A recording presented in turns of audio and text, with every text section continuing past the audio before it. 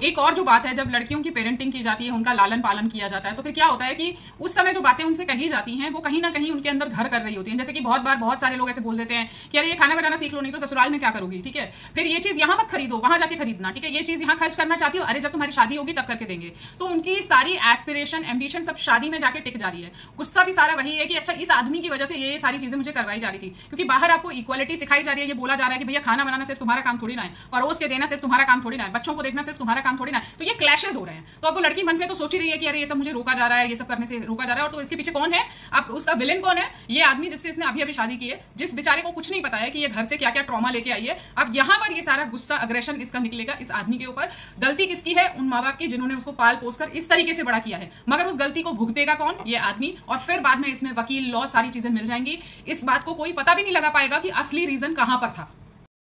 कल ही मैं एक पैनल के साथ थी जहां पर सीनियर साइकोलॉजिस्ट थे और वो लोग भी इस बात को लेकर डिस्टर्ब थे कि बच्चों को मार दे रही हैं महिलाएं। तो ये जो है किस तरह का गुस्सा है। और मुझसे किसी ने इंस्टाग्राम में भी 2-3 लोगों ने पूछा था कि इतना गुस्सा कैसे आ जा रहा है कि आप अपने ही बच्चों को मार दे रही हैं। क्योंकि प्रश्न तो खड़ा होता है ना कि माँ नहीं मारती है, ठीक है, दिमाग में तो हमारे वही चल रहा है कि पूत कपूत सुने हैं पर ना माता सुनी को माता, ऐसा सब सुनकर हम लोग पड़े हुए हैं।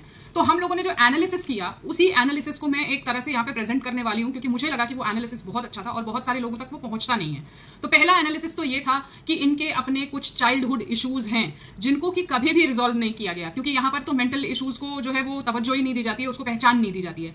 तो मेंटल इश्यूज डेफिनेटली, इसका मतलब ये नहीं है कि ये लोग पागल हैं बिल्कुल ही और इनको कोई सजा नहीं होनी चाहिए। डेफिनेटली सजा होनी चाहिए, जैसा कि मैंने पहले कहा, क्योंकि सजा नहीं हो रही है इसलिए हिम्मत बढ़ रही है। पर हाँ, डेफिनेटली इन लोगों के अंडरलाइन इश्यूज तो हैं बचपन के, और बहुत सारे केसेस में तो ऐसा भी है जहां माँ बाप ने छुपा लिया, उनको पता है कि इश्यूज हैं हमारी बेटी में, मगर उन्होंने उसको छुपा लिया और बाद में ये सारे इश्यूज दिखाई पड़ते हैं एंगर के या फ्रस्ट्रेशन के या फिर कोई और मेंटल डिसऑर्डर के।